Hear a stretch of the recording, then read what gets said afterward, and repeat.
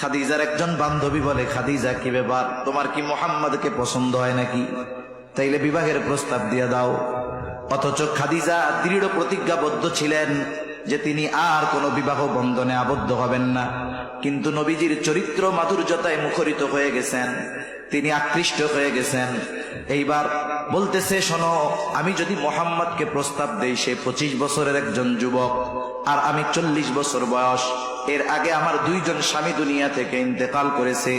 আমি যদি প্রস্তাব দেই আর মুহাম্মদ যদি আমার প্রস্তাব ফিরিয়ে দেয়, আমি লজ্জা পাবো। এবার বান্ধবী বলতেছে, তাহলে প্রস্তাবটা আমি দিয়ে দেই। খাদিজা বলে, দিতে পারো, তবে আমার পক্ষ থেকে যে প্রস্তাব দিচ্ছ বিষয়টা জানি গোপন থাকে, যদি ফিরায় দেয় আমি লজ্জা পেয়ে যাব। এইবার ওই বান্ধবী নবীজির কাছে গেছে, গিয়ে বলে, মুহাম্মদ কি ব্যাপার, বয়স তো কম হলো না, বিবাহ শাদী করবা না? নবীজি বলতেছে, আমি বিবাহ করব কেমনে, আমার তো কোনো টাকা পয়সা নাই, খরচ চালানোর তৌফিক নাই। এবার বলতেছে, যদি এমন কেউ তোমার সাথে বিবাহ বন্ধনে আবদ্ধ হতে রাজি হয় যে সমস্ত খরচ চালায়া দিবে, তোমার কোনো খরচ লাগবে না, তাহলে তুমি রাজি আছো নাকি? নবীজি এবার বললেন, আমার অভিভাবক আছে চাচা আবু তালেব, তার সাথে এই বিষয়টা আলোচনা করো। এইবার আবু তালেবের সাথে আলোচনা করা হলো। লম্বা ইতিহাস।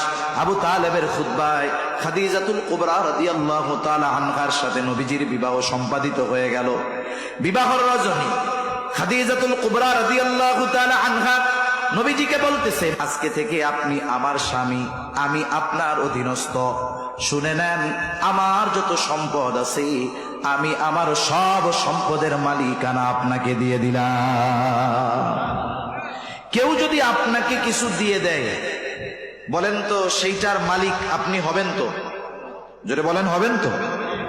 পবিত্র কোরআনুল কারীমের সূরাতুদ দুহা প্রসিদ্ধ একটি সূরা। এই সূরার মধ্যে আল্লাহ তাআলা আমার আপনার নবীজিকে প্রদত্ত 3টা গুরুত্বপূর্ণ নেয়ামতের কথা বলেছেন। শানে নুজুল সহ পেছনের কথা বলতে গেলে লম্বা সময় লেগে যাবে, শুধুমাত্র নেয়ামতগুলোর কথা বলি। আল্লাহ তাআলা 1 নম্বরে যেই নেয়ামতের কথা বলেন, পিছের কথা একটু না বললেই নয়। নবীজির কাছে কিছুদিন ওহী আসা বন্ধ ছিল, অসুস্থতার কারণে বা অন্য কোনো কারণে।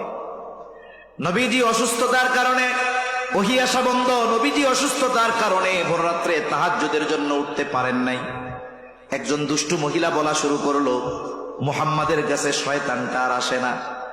মানে জিবরাইল আলাইহিস সালামের কথা বলতেছে, বলে মুহাম্মাদের রব মুহাম্মাদকে ছেড়ে দিয়েছে, ত্যাগ করেছে। আল্লাহ তাআলা এই ঘটনাকে কেন্দ্র করে নবীজিকে সান্ত্বনা দেওয়ার জন্য সূরাতুদ দুহা নাজিল করেন।